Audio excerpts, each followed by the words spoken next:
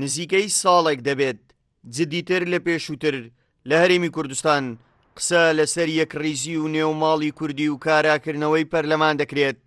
لەو ماوەیەدا بەدەیان کۆبوونەوەی بێ ئەنجام بەڕێوە چوونە و لایەنە سیاسیەکان نەگەیشتوونە بەڕێکەوتن، بەڵام کۆبوونەوەکانیش نەگەیشتوون بە بنبەست.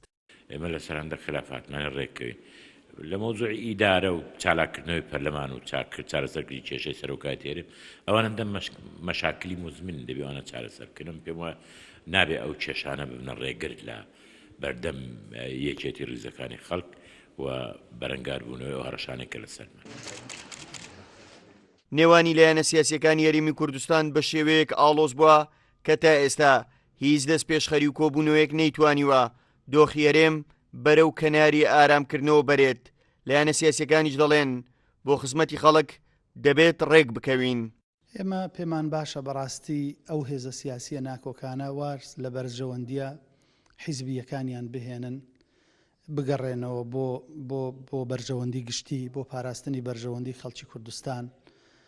بە حەقیقات یەکڕیزی نیشتیمانی و یەکڕیزی نەتەوەیی بە قسەی سەر تەلەڤیزیۆن نابێت، ئەبێ لەسەر ئەرزی واقع بە کردەی هەنگاوی جددی بۆ بهاوێژرێت، چونکە هەمومان حەز بە و مەترسیە گەورە دەکەین کە ئێستا لەسەر هەرێمی کوردستان و لەسەر دۆخی سیاسی هەرێمی کوردستان دروست بووە.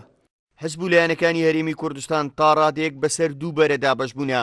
بەرێک داوای جێبەجێکردنی یاسا و ئاساییکردنەوەی دۆخی کوردستان و کاراکردنەوەی پەرلەمان و ئاشکراکردنی داهات و دابەشکردنی بە شێوەیەکی عادیلانە دەکات.